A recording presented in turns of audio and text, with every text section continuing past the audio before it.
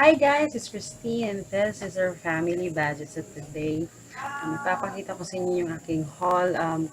Medyo malaking haul, medyo marami yung binili ko ngayon kasi this is my yung mga budget ko for toiletries and all for January. So, yun.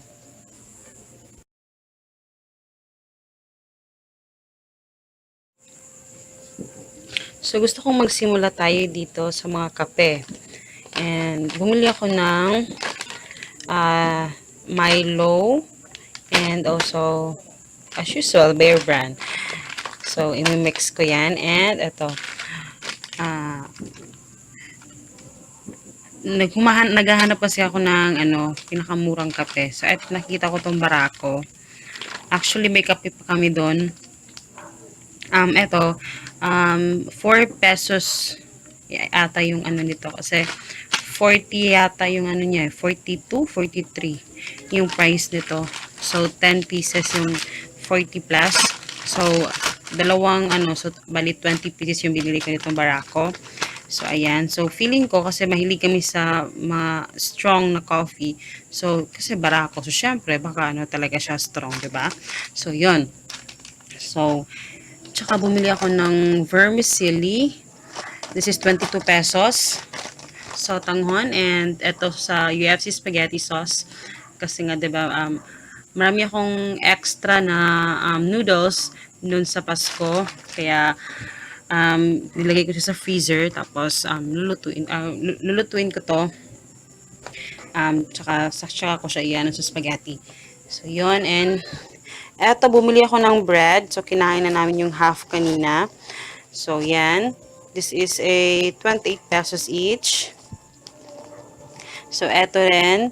Bumili ako ng fruits. Eto lang yung fruits na nabili ko. Apples lang. So, this is 60 pesos. At saka meron akong nabili doon na later. Hindi ko siya nalagay dito. Yung papaya.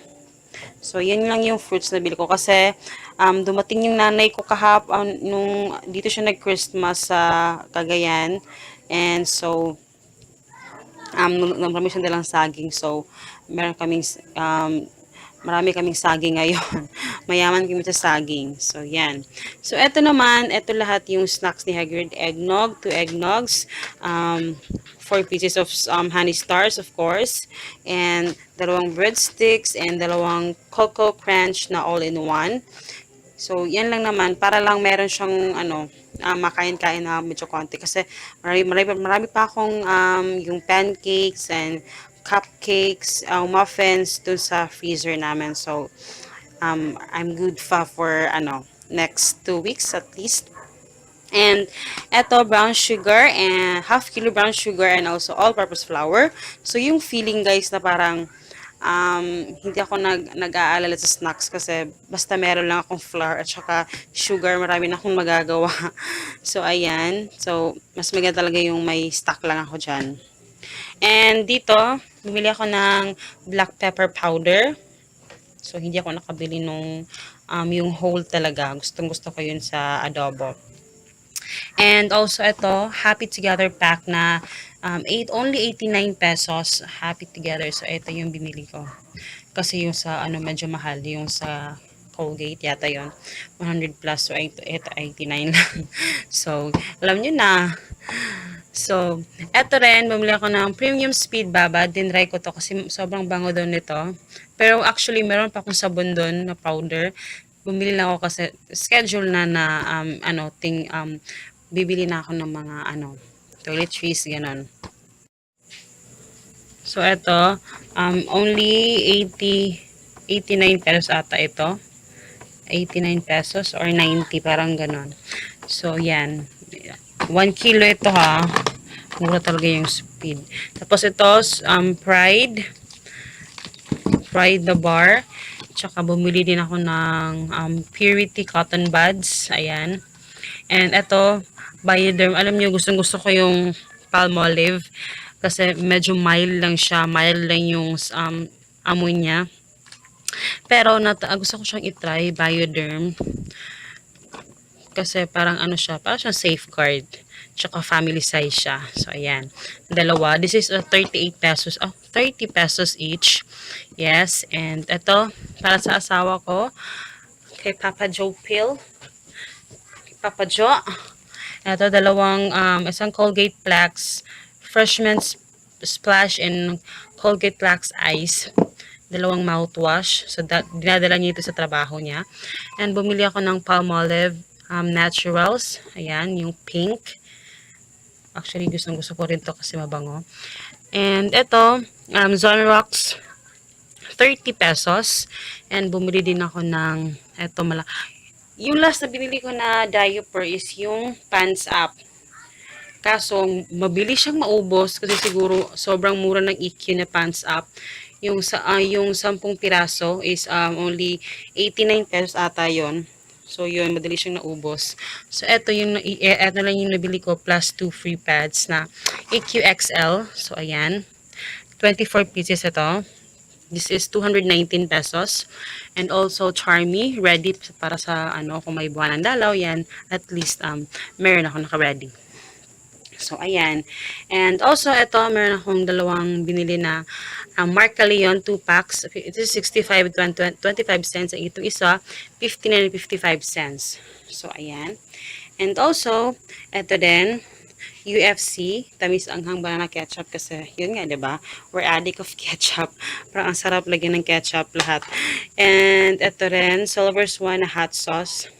So sobrang sarap nito pag basta ilalagay mo to sa ketchup pag egg, egg, mga lahat ng pwede mong isawsaw diyan.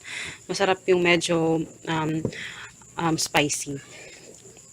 Tapos ito, patis para sa tinola, and yun, parang tinola yata yung pinaglalagyan ko lang nito eh. And also, doble buenas pack na, Silver Swan na suka at toyo. Pero wala siyang print. Parang plain lang siya. So, yan, kinuha ko na. So, sabi dito, makakasave ka ng 6 and 80 cents. So, ayan. Ayan siya, dalawa. Doble bonus pack. And eto, bumili ako ng 6.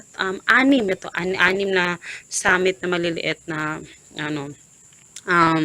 bottled water. Kasi, iinom namin ito lahat. Tapos, eto na yung naisipan ko na medyo late. Tsaka, di ba nga, meron na kaming refrigerator na amin talaga. So, bumili ako ng ganito. Para eto na yung paglalagyan ng water namin. Kasi, syempre, maliit lang yung aming refrigerator. So, yan. So, kami lang naman yung nagbubukas ng refrigerator. Diba? So, yan. Kami lang naman iinom. And also, eto, bumili ako ng mega sardines. Yan, lalagyan ko to ng yung white beans at saka Pero oo nga wala pa lang ako nakita. Parang ito yata yung imimix ko dito. Parang ito, pork and beans tsaka ito. Ay hindi. Ay oo. Tapos ito, bumili ako ng pork and beans. Ram pork and beans, this is 22 pesos. Cowbell condensada para sa spaghetti ko, and lammy beef loaf. So yan, ito yung ipapartner ko dito. So yan, eto guys, dahil hindi naman talaga 1 kilo yung ilalagay ko na pasta noodles, gagawin ko lang to lahat, lulutuin ko to lahat, tapos ipi-freeze ko lang siya, hindi ko siya uubusin na ilagay sa noodles. So ayan, so masarap pag may kondensada. So, ayan siya. And so, dito na naman tayo sa aking mga gulay-gulay. Meron akong sitaw. 2 sitaw ito. String beans, 10 pesos and also 10.25 cents. Ayan, 2. Sayote para sa tinola, obviously. And calamansi, 10.25. And ito, potatoes 26 and 25 cents, and carrots 16 and 90 cents. At saka ito yung papaya, medyo maliit na papaya. Ewan ko kung nasan yung price nito. This is yata to, 15 pesos ata to, 10 pesos ba. Tapos ito, bumili ako ng dahon ng sile. chili leaves, 10 pesos. 10 pesos. Tapos dalawang spinach, 11 pesos each pack. So, ayan. And, eto, bumili ako ng bigas. So, hindi ako bibili ng brown rice today kasi um, strictly naka-budget talaga lahat. Medyo, gusto ko lang, white rice na lang. Kasi, meron pa kasi ako mga pinamili na iba na kailangan talaga. So, yun. Kasi, di ba, usually, minimix ko talaga yung brown rice sa white.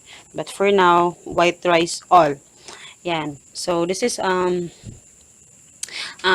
kilos of, Star brand ito. So, only 39 pesos lang yung per kilo nito. So, nabayaran ko nito is 300 plus. Basta mga 300 plus, gano'n.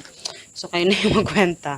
So, ayun lahat guys. Yan lahat yung aking mga pinamili. So, medyo marami ito. Kasi, yung budget ko talaga. Actually, kulang pa ito guys. Meron pa akong mga hindi nabili. Mga yung chicken, yung isda, tsaka, yung meron pang mga gamot, yung vitamins, ni Papa Jo, tapos yung, tawag doon, yung, yung, yung lotion ng anak ko, hindi ko pa rin nabili kasi kinapos na kami sa oras kanina. So, tomorrow, tomorrow ko siya bibilin. So, ayan. So, ayan lahat. Yan lahat. Kinabili namin. So, ayan.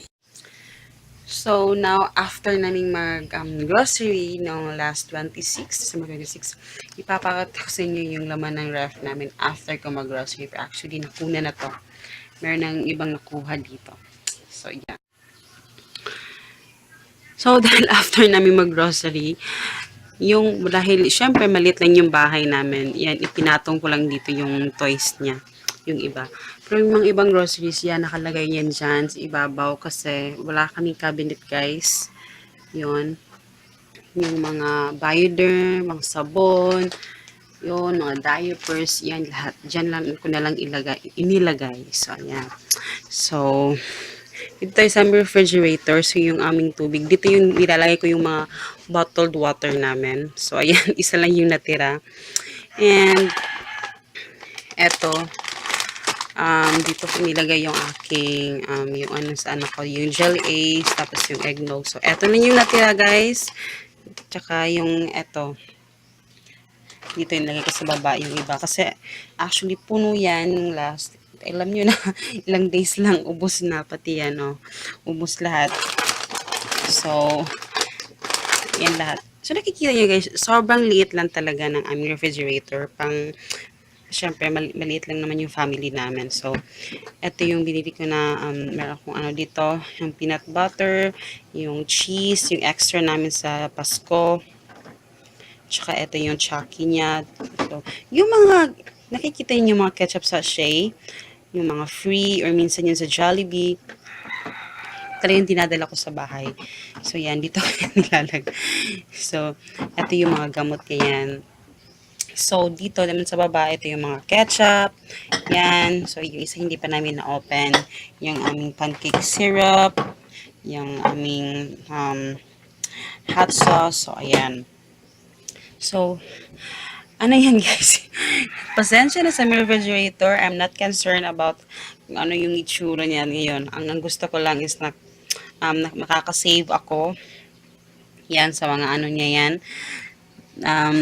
Hopefully soon makabili ako ng yung basket talaga kasi yung ano kasi dito yung ano diyan basta yon yung ano niya pagbigay ng mama sa akin wala na yung ano drawer pero mas gusto ko nung wala siyang drawer eh. So ayan pa na nakikita ko siya lahat talaga. So ito yung ano ko hindi ko pa siya na-slice kasi I'm so busy. Ngayong paparating na naman yung bagong taon. So, I'm so busy na naman sa aking mga negosyo. Alam nyo na. So, ayan, yung mga yung mga ano ko dito, hindi ko pa talaga siya na-slice. Pag na-slice ko yan, I'm good to go na. And also, ito yung bread. So, yan, ano ko lang siya kasi kahapon parami to binili to. So, yeah. Ay, hindi pala akong bumili. Bumili pala yung ano ko, yung father-in-law ko pala yung bumili nito. Yan. So, yan. So, it's so random talagang guys. Pasensya na talaga sa aming refrigerator. So, nakipakita sa inyo after naming mamili. So, ito yung extra Milo. Inilagay ko lang sa refrigerator kasi maraming ano dito eh. Maraming mga bumbuit. So, ayan. So, ito, extra to dun sa Pasko. Bumili yung ano ko, hindi naman nakain. Dito nila inilagay sa refrigerator namin. So, yan. Hindi ko naman siya kinakain. So, ito yung mga apples.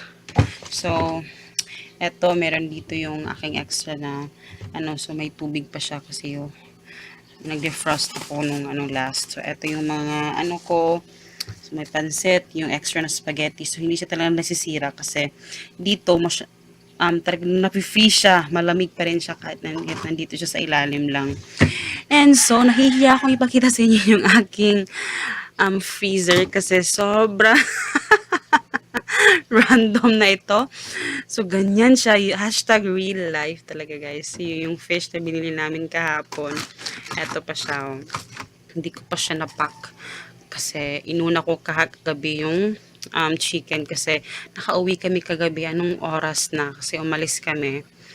So, meron kami mga pinuntahan. So, yan. Kaya, ganyan.